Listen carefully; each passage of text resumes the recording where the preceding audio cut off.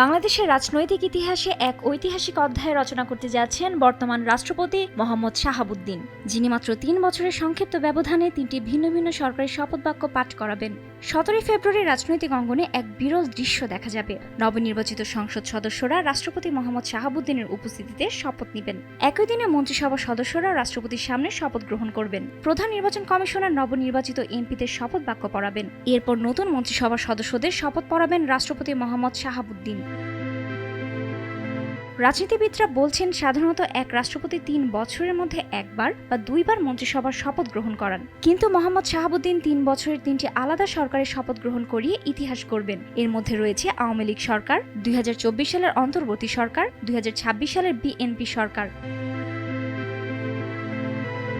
বিশেষজ্ঞদের মতে এটি কেবল একটি ব্যক্তিগত রেকর্ড নয়, বরং দেশের গণতান্ত্রিক প্রক্রিয়ার ধারাবাহিকতা রক্ষা এবং রাজনৈতিক স্থিতিশীলতার প্রতি রাষ্ট্রপতির দৃঢ় প্রতিশ্রুতির প্রতিফলন।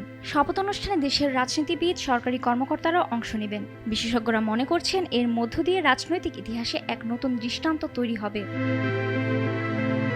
এর আগে বাংলাদেশের সাবেক রাষ্ট্রপতি মোহাম্মদ আব্দুল হামিদ ২০১৩ থেকে ২০২৩ সাল পর্যন্ত দায়িত্ব পালন করেছেন। তিনি প্রথম মেয়াদে ২০১৩ সালে রাষ্ট্রপতির দায়িত্ব গ্রহণ করেন এবং পরবর্তীতে ২০১৮ সালে দ্বিতীয় মেয়াদের জন্য শপথ নেন। ফলে ২০২০ সালে তিনিই বাংলাদেশের রাষ্ট্রপতি ছিলেন। দায়িত্ব সমাপ্তি হয় ২০২৩ সালে। ত্রয়োদশ জাতীয় সংসদ নির্বাচনে নির্বাচিত প্রতিনিধিরা আগামীকাল মঙ্গলবার সংসদ সদস্য হিসেবে শপথ নেবেন। একই সঙ্গে তাদের সংবিধান সংস্কার পরিষদের সদস্য হিসেবেও আলাদা শপথ নেওয়ার কথা রয়েছে।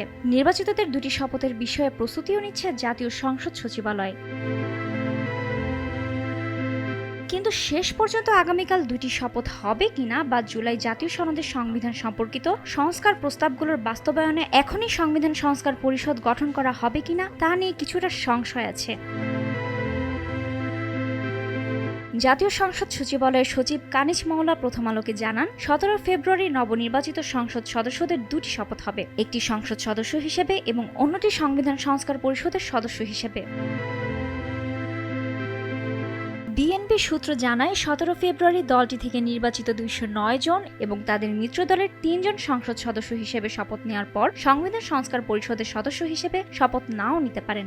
শেষ পর্যন্ত এমনটা হলে সংবিধান সংস্কার পরিষদ গঠনের বিষয়টিতে কিছুটা বিলম্বও হতে পারে।